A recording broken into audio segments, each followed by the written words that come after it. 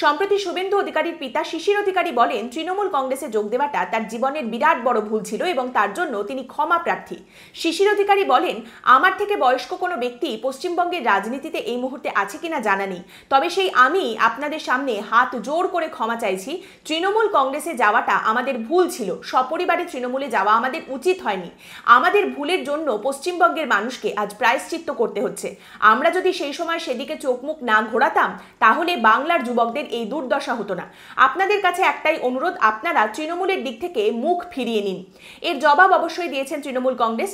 তৃণমূল কংগ্রেসের নেতা এবং রাজ্যের মন্ত্রী অখিল গিরি বলছেন, এই সমস্ত ক্ষমা চাওয়া শিশির অধিকারীর নাটক। ভোট আসলেই সপরিবারে তাদের নাটক শুরু হয়ে যায়।